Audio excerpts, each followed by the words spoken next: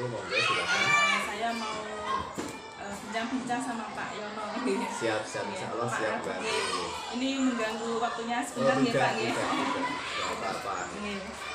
Saya mau bertanya itu loh Pak, selama dengan sebagai pemimpin ya di sekolah SDN 1 Tunjungan, mungkin Bapak ada kalanya merasa bingung saat ada suatu masalah yang mana dua-duanya itu bertentangan Pak, antara nilai kebaikan yang satu dengan nilai kebaikan yang satunya lagi. Nah, selama ini Bapak dapat mengidentifikasi kasus-kasus yang merupakan dilema etika atau rujukan moral itu bagaimana Pak caranya? Begini Bu ini sekali atau bahkan sering juga kami dihadapkan beberapa masalah yang hubungannya dengan masalah itu ada dua jenis. Masalah yang pertama, antara benar yang salah itu lebih mudah, atau istilahnya apa di situ tujuan moral ya, itu lebih mudah karena benar salah jelas gitu. Dan benar salah kita tentu menggunakan aturan yang ada. Kalau yang agak sulit memang yang etika tadi sama-sama benar gitu. Bagaimana dilema etika ya? Dilema etika itu memang agak sulit karena semua tidak ada yang salah gitu, tapi bertentangan tapi sama-sama benar gitu kan. Nah, cara kita mengidentifikasi tentu pertama kita identifikasi masalahnya apa, kita lihat masalahnya apa menjadi permasalahan, kemudian siapa saja yang terkait di permasalahan itu. Baru kita ambil langkah bagaimana cara memutuskan yang terbaik, yang bermanfaat, dan mencari resiko yang menekan resiko yang sekecil mungkin dan manfaat yang besar. Sama-sama mengandung nilai kebajikan Pak. Kita di sekolah instansi formal kita tidak sendiri, kita punya rekan guru ataupun karyawan, ya kita itu semacam teamwork ya, atau kerja bersama. Kita bekerja bersama. Dalam kebersamaan itu ada aturan yang sama, harus ditaati bersama, dan segala permasalahan dihadapi bersama. Jadi rekan guru itu menjadi pertimbangan utama kita dalam menyelesaikan masalah. Namun kalau memang masalahnya agak rumit, kita masih punya wali murid ataupun komite, atau bahkan kita masih punya atasan gitu.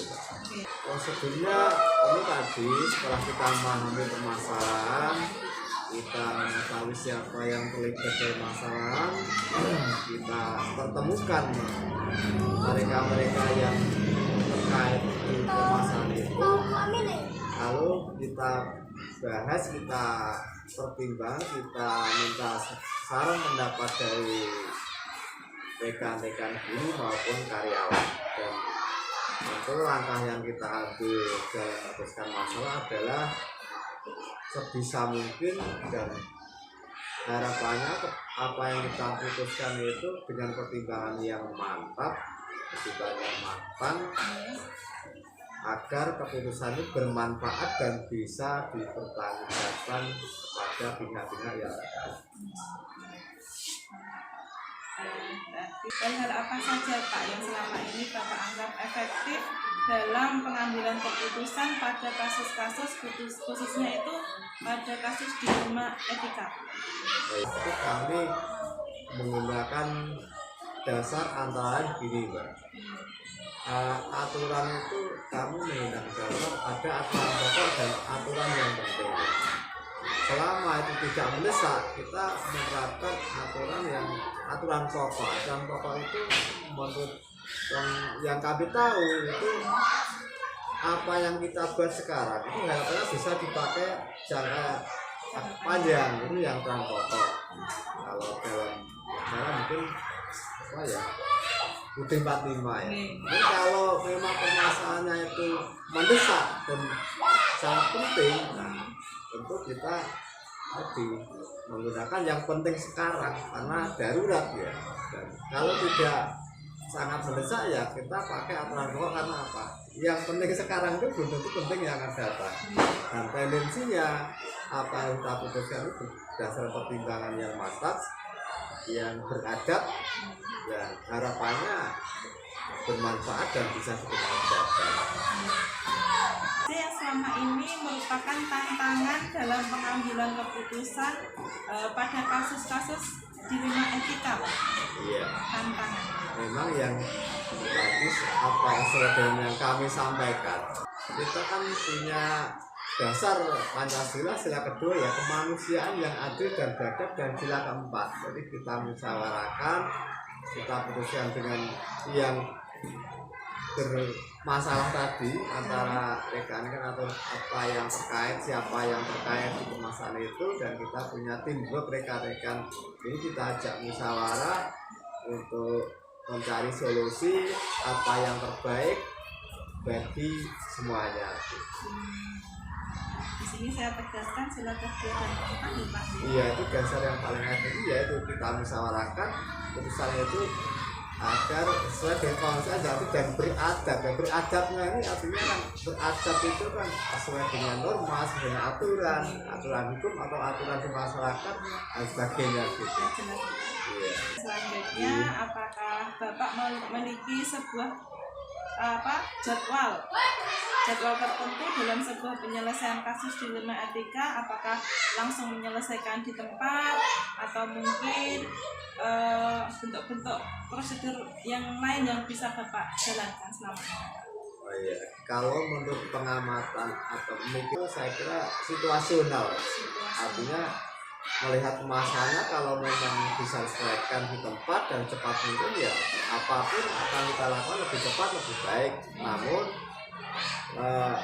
tidak harus segera atau cepat mungkin kalau memang itu butuh pertimbangan yang lebih mantap. Jadi cepat atau lambat itu bukan ukuran nomor satu. Yang penting apa yang kita putuskan itu bisa diterima semua pihak, bisa bermanfaat sebesar mungkin untuk kepentingan tugas-tugas kita dan dapat dipertanggungjawabkan kepada pihak yang terkait.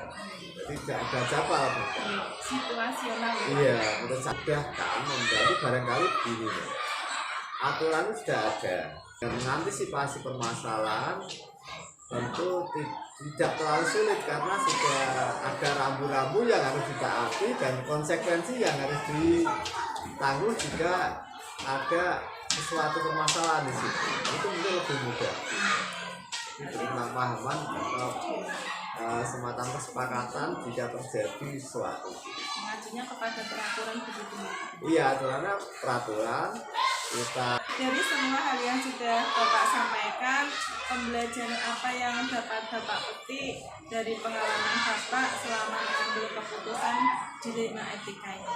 Oh iya, tidak ada yang orang hidup tanpa masalah. Namun kita tidak bisa lari, tidak berlari, harus kita hadapi, kita selesaikan dan sebisa mungkin tadi